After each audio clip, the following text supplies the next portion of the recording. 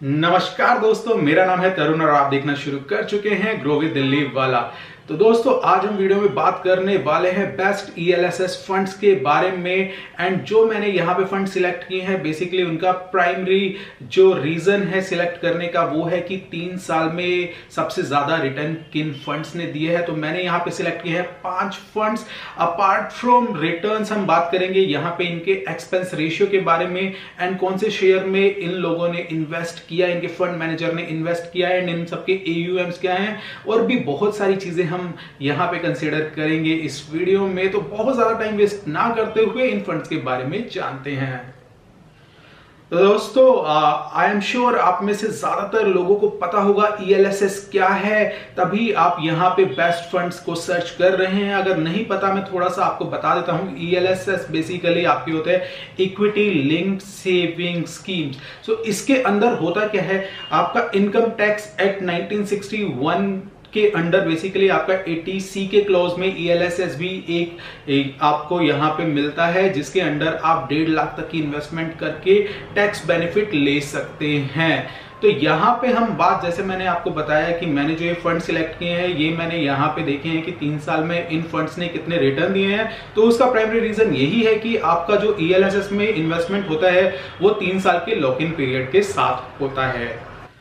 तो ELSS में आपको बेसिकली इन्वेस्ट करने के 2 फायदे होते हैं। एक तो ये कि आपका जो पैसा है वो लगता है इक्विटी में, वो लगता है आपका शेयर मार्केट में, बट वो डायरेक्टली नहीं लगता है। आपका एक फंड मैनेजर होता है जो बेसिकली आपके फंड्स को मैनेज करता है। तो एक एक्सपर्ट ही आपके फंड को यहाँ पे देखता है, तो आपको एक हायर रिटर्न मिलने के चांसेस यहाँ पे काफी ज्यादा होते हैं। दूसरा, जैसे मैंने बताया कि टैक्स बेनिफिट तो आपको मिलता ही मिलता है।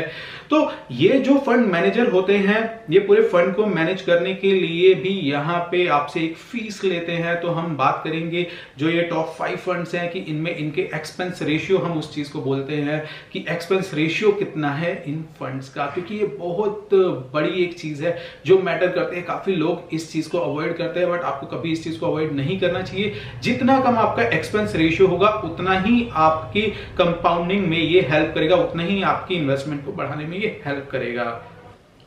तो ये वीडियो आगे बढ़ाने से पहले मैं आपको बता देता हूं कि जो लॉकडाउन हुआ था, जो सारे बिजनेस बंद हो गए थे, उसका असर ना सिर्फ भारत पे, पूरे विश्व पे पड़ा है एंड सभी सेक्टर्स पे पड़ा है। तो मार्केट जो क्रैश हुई थी, तो मैं आपको एक पर्सपेक्टिव दे देता हूं यहाँ पे।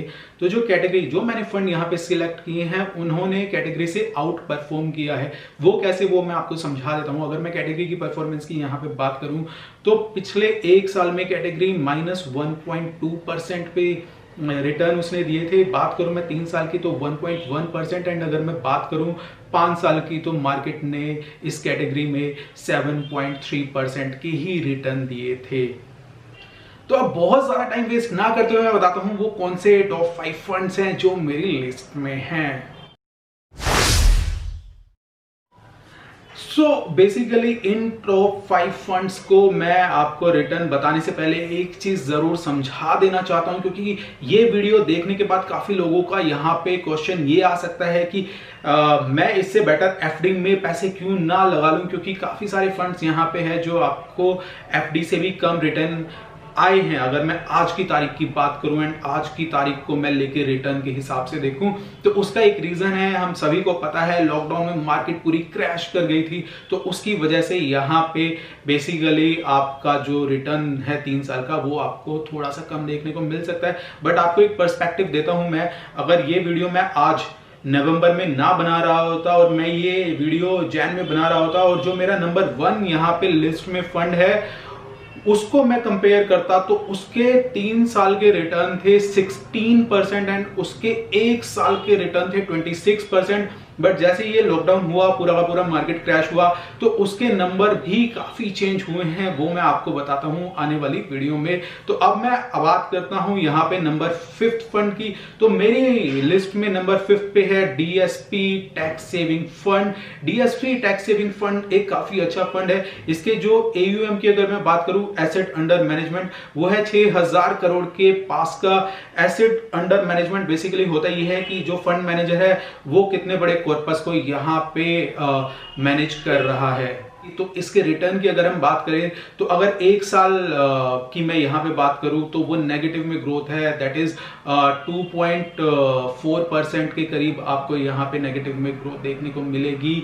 बात करूँ मैं 3 साल की तो 3 साल में यहाँ पे जो ग्रोथ है वो आपको 3% देखने को मिलेगी। बात करूँ मैं 5 साल की तो 5 साल में आपको 10.2% के करीब, एंड अगर मैं ओवरऑल देखूँ तो यहाँ पे आपको 13.2% के करीब रिटर्न देखने को मिलेंगे।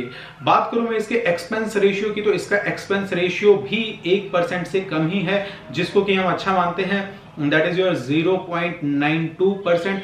बात करूं मैं कि इस फंड ने अपने पैसे कहां पे जो टॉप 3 शेयर्स हैं, जो टॉप 3 स्टॉक्स है कहां पे लगा रखे हैं, तो इसने पैसे अपने लगा रखे हैं आईसीआईसीआई बैंक में, भारतीय एयरटेल में एंड एचडीएफसी बैंक में। सो मेरी लिस्ट में जो 4th नंबर पे है वो है UTI long term equity funds. तो UTI long term equity fund के अगर हम एयूएम की बात करें तो यहाँ पे 1.3 थाउजेंड करोड़ का इसका एयूएम है। सो बात करूं मैं इसके रिटर्न्स की तो एक साल में इसने 3.8% के रिटर्न दिए हैं, 3 साल में इसने 3% के रिटर्न दिए हैं, बात करूं 5 साल के तो इसने 8% के रिटर्न दिए हैं। बात करें अब अगर हम इसके एक्सपेंस रेशियो की तो इसका एक्सपेंस रेशियो थोड़ा सा हायर साइड पे है, इसका एक्सपेंस रेशियो है 1.4% के करीब का। सो बात करूं टॉप 3 स्टॉक्स की जहां पे इसके पैसे लगे हुए हैं तो वो है Infosys, ICICI bank and HDFC bank. So 3rd number पे मेरी लिस्ट में है ICICI pro long term equity fund. तो यहाँ पे ये जो आपका स्टॉक है ये 6000 करोड़ से ज्यादा का इसका एयूएम है। बात करूं मैं यहाँ पे इसके रिटर्न की तो एक साल में नेगेटिव रिटर्न हमको देखने को मिलेंगे, तो एक साल में 3.9% रिटर्न हमको देखने को मिलेंगे, 3 साल में 3.1% रिटर्न देखने को मिलेंगे, एंड बात करूं मैं 5 साल की तो 7% से ज्यादा की रिटर्न देखने को मिलेंगे। ओवरऑल की मैं बात करूं तो 12% से ज्यादा के यहाँ पे रिटर्न हमको देखने को मिल सकते हैं। अब मैं बात करूं यहाँ पे इसके एक्सपेंस रेशियो की तो इसका एक्सपेंस रेशियो 1.2% से थोड़ा सा ज्यादा है, तो ये भी एक थोड़ा सा हायर साइड में है। बात करूं मैं यहाँ पे कि ये इसके टॉप 3 स्टॉक्स कौन से हैं जहां पे पैसे लगे हुए हैं, तो उनमें एक है आपका एचडीएफसी बैंक, एक है आपका भारतीय एयरटेल, एंड 3rd नंबर पे यहाँ पे है आईसीआईसीआई बैंक। तो नंबर 2 पे मेरी लिस्ट पे है एक फंड जो कि काफी ज्यादा लोगों का फेवरेट फंड है, इन्वेस्को इंडिया टैक्स प्लान। सो ये जो फंड है इसका एयूएम अगर मैं बाकी फंड्स की बात करूं तो उनसे थोड़ा सा कम है, 1000 करोड़ से ज्यादा का इसका एयूएम है। यहाँ पे बात करूं मैं यहाँ पे रिटर्न्स की तो यहाँ पे आपको एक साल में 2.5% रिटर्न देखने को मिल सकता है, 3 साल में आपको 5.9 रिटर्न देखने को मिल सकता है, 5 साल में आपको 10.4% रिटर्न देखने को मिल सकता है, एंड अगर मैं बात करूं ओवरऑल तो यहाँ पे आपको 15.4 के आसपास रिटर्न्स देखने को मिल सकते हैं। अब बात करें इसके बात करूं मैं इसके एक्सपेंस रेशियो की तो इसका एक्सपेंस रेशियो है 1%। बात करूं मैं कौन से टॉप 3 स्टॉक्स में यहाँ पे सबसे ज्यादा पैसा लगा हुआ है, शेयर सबसे ज्यादा किसने ले रखा है, तो यहाँ पे है रिलायंस इंडस्ट्रीज, दूसरे नंबर पे आपको देखने को मिलेगा एचडीएफसी बैंक, एंड तीसरे नंबर पे आपको देखने को मिलेगा इन्फोसिस। अब हम बात करते हैं नंबर 1 फंड की। ये मेरा पर्सनल फेवरेट फंड है because of its fundamental and इसकी रिटर्न देने की क्षमता, एंड जितने भी आप लोगों से पूछेंगे जरूर उनकी लिस्ट में टॉप 3 में तो जरूर होगा ही होगा। जी हाँ, हम बात कर रहे हैं axis long term equity fund की। तो axis long term equity fund इतना फेवरेट क्यों है सभी का? एक तो इस फंड की मैं आपको बता देता हूं सबसे हाईएस्ट एयूएम इस फंड का है। ये फंड का एयूएम है 21,000 करोड़ का। तो ये जो फंड है बेसिकली इतना ह्यूज कॉर्पस लेके भी आपको बहुत अच्छे रिटर्न देता आया है पिछले जब से ये फंड बना है। तो आप बात करें 1 साल की, बात करें 3 साल की, 5 साल की, तो हमेशा से ही ये आउट परफॉर्म करता आया है कैटेगरी को यहाँ पे। तो अब बात की जाती है यहाँ पे कि इस फंड के रिटर्न्स कितने हैं। तो 1 साल के अगर मैं आपको यहाँ पे रिटर्न बताऊंगा तो आप थोड़े से डिसअपॉइंट यहाँ पे हो जाएंगे। तो इस फंड का जो 1 साल का रिटर्न है वो माइनस में है, -1% इसका रिटर्न है। मैंने आपको इसका रीजन बता भी दिया था एंड मैं आपको एक दूसरा पर्सपेक्टिव भी यहाँ पे दूंगा। अगर मैं बात करूँ 3 साल की, तो 3 साल में इसने रिटर्न दिए हैं 7.6। बात करूं मैं 5 साल की 10.4%। अगर ओवरऑल बात करूं तो 17% के रिटर्न दिए हैं। जैसा कि मैंने आपको शुरुआत में ही बताया था कि कैटेगरी की अगर मैं बात करूं, कैटेगरी से कंपेयर करूं तो इसका जो -1 साल की अगर मैं बात करूं तो इसका -1 जो परसेंट है कैटेगरी का जो था एवरेज, वो था 1.2%। तो आप देख सकते हैं बहुत अच्छा नहीं किया है, बिकॉज ये पैंडेमिक 100 साल में एक बार होता है। जब मार्केट क्रैश होती है तो सभी पे उसका असर पड़ता है। जो दूसरा पर्सपेक्टिव मैं आपको बताने वाला हूं वो ये कि अगर मैं यही वीडियो 2020 की जैन में बना रहा होता तो इस फंड ने पिछले 3 साल में दिए थे 16% रिटर्न्स। एंड बात करूं 1 साल की जो आपको भी नेगेटिव में दिख रहा है, वहां पे उसने दिए थे 26% एंड आउट परफॉर्म किया था सभी यहां पे फंड्स को इसने।